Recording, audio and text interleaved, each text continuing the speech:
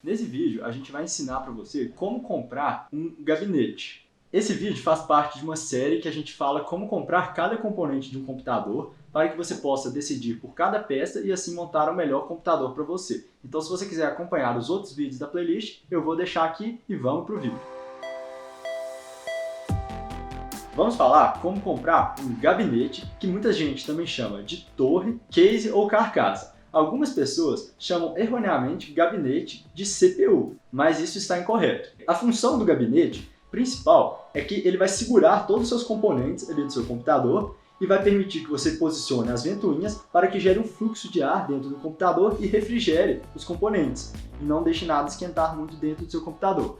Além de segurar e posicionar todos os componentes, ele também provê uma proteção mecânica e impede que muita poeira entre e acumule dentro do seu gabinete.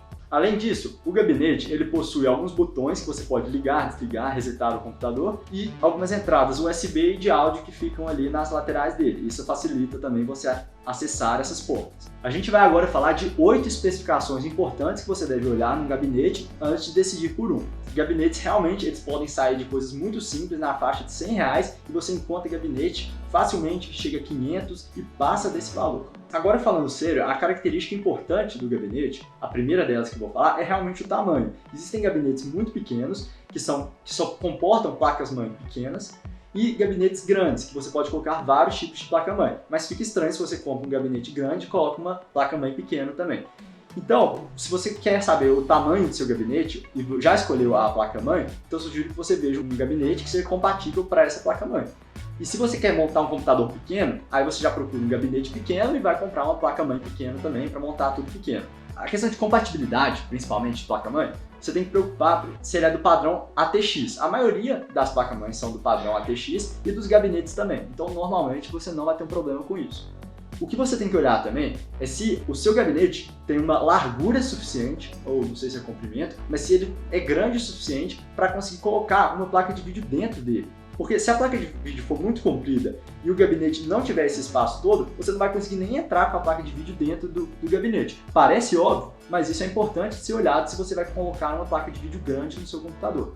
Se você for colocar várias placas de vídeo, vários HDs, leitor de CD e outras coisas assim, é importante você ver se ele tem espaço e já tem alguns compartimentos para você colocar esses componentes. A segunda coisa que você deve olhar são as portas que ele tem. Se ele tem uma entrada USB 3.0, por exemplo, é importante hoje em dia ter uma entrada USB 3.0 no gabinete, facilita ali o contato. E essa entrada também, muitas vezes, ela fica em cima do gabinete ou na frente. E isso pode ser importante ou não para você. Então, o terceiro ponto que você deve olhar é se o computador ele tem várias entradas, vários lugares para encaixar ventoinhas. Porque você vai precisar colocar vários coolers ou ventoinhas, né, no computador para poder dissipar o calor que é gerado por ele. Se você está montando um computador para usar programas tipo Office, coisas básicas, internet, você não precisa se preocupar com isso.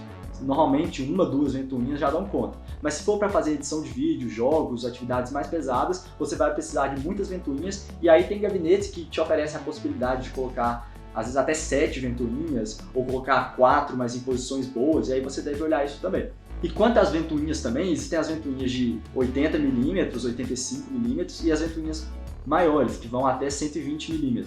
E aí você vê também quais que são as ventoinhas que vão dentro desse seu gabinete para você também comprar as ventoinhas certas. Porque normalmente, isso é importante, o gabinete só vem com uma ventoinha. Você vai comprar às vezes um gabinete que tem espaço para 7 ventoinhas, mas aí quando você olha lá o gabinete, ele só tem uma ventoinha que já vem com ele, que normalmente é a ventoinha de trás, que sopra o ar ali no fundo do computador.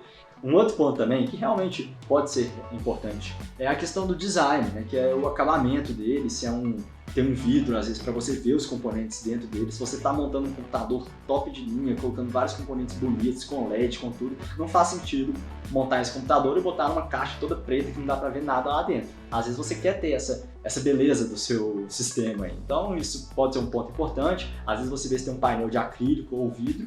E alguns gabinetes, na verdade muitos hoje em dia, já vêm também com algumas luzes nele, alguns LEDs.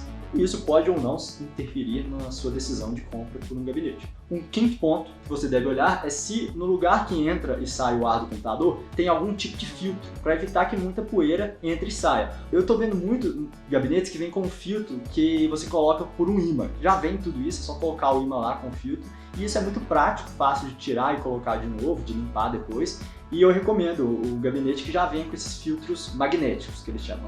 O filtro em si não é magnético, o filtro é só uma tela que vai evitar que a poeira entre, mas aí você coloca, tem igual aqueles ímãs de geladeira para ela grudar no gabinete. Um outro ponto que você deve olhar também é o material, porque ele pode até o material, o acabamento, o peso, isso tudo influencia. Às vezes você quer uma coisa mais leve, mais pesada, um gabinete com acabamento mais bonito, às vezes a questão do painel ser de vidro. Uma vez até eu já quebrei um desses painéis de vidro, então tem que tomar cuidado com essas coisas também. Mas isso pode ser importante para você também, olhar essa questão do design.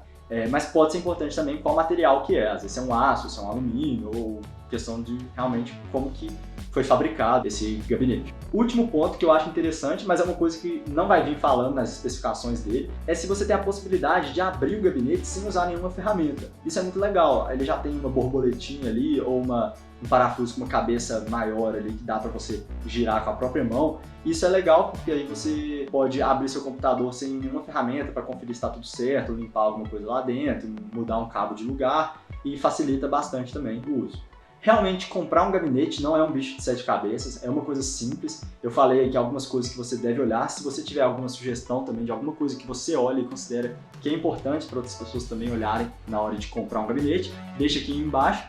Mas se ficar alguma dúvida também, pode falar aqui. E pessoalmente, eu acho que vale a pena comprar um gabinete mais barato, na faixa de 100 a 200 reais, para você deixar o dinheiro que sobrou disso para investir num processador, numa placa de vídeo melhor e ter um computador melhor mesmo.